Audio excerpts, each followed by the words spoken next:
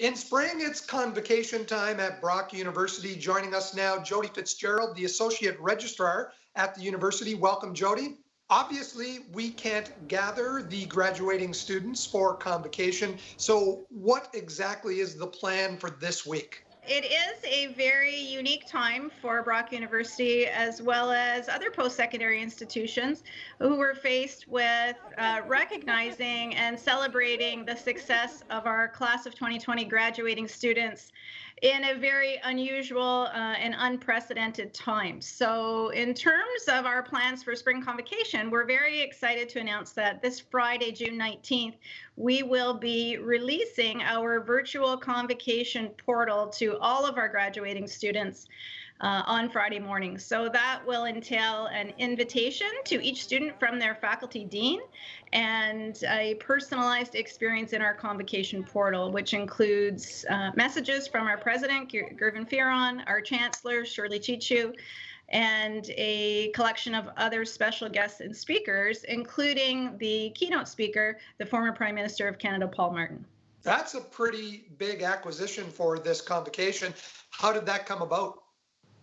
Well, we have a great team in our president's office who secures our honorary doctorate recipients every year. Paul Martin is one of 5 individuals who is recognized this spring with an honorary doctorate from Brock University. So we were fortunate that in this time of unusual graduating experiences for our students that he agreed to deliver a keynote address and recorded it so we could upload it to our portal for all of our students and their families to experience.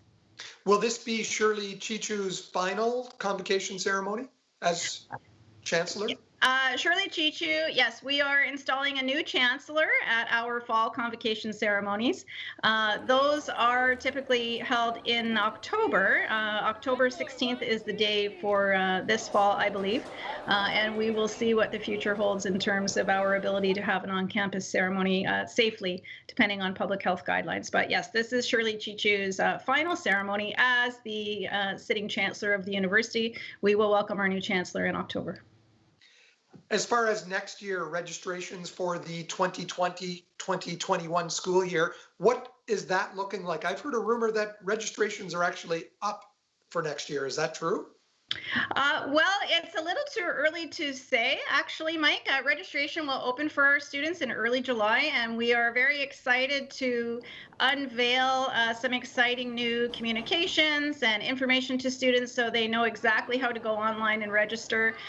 We will provide information to our existing returning students as well as new students whom we are thrilled to welcome to the university to begin their first year in September. But we are hoping for a terrific registration experience. And is the registrar's office handling all of this in July remotely from home, or are you able to return back to the campus? By and large, our overarching principle is for our employees to work safely while providing a seamless registration experience for our students. So the most part of that work will be done remotely by our staff. There may be a need to go into the office at some point because just because of the resources, files, technology that is on site. So it's fair to say it'll be a combination of both. But we are very excited to work through that process, to ensure our students have a smooth and seamless registration experience. Jodi, there's been a lot of talk about international students not being able to return to campus and in situations like that. Any international students, will they, let's say they're in second year or finishing second year this year and moving on into third year, how will that affect the continuation of their education in their programs? Well, we are fortunate to have a terrific group who has been working behind the scenes for several months to set up not only our course timetables and schedules, but our course content. So these will all be available online for students. And the wonderful part about that is whether students are domestic here in Ontario, here in Canada, or they are living overseas because they have returned home as a result of the pandemic, they will still be able to participate in their courses and enjoy the same learning and Brock experience as they would had they been right here in Canada. Well said. Thank you for your time today, Jodi. Thank you, Mike.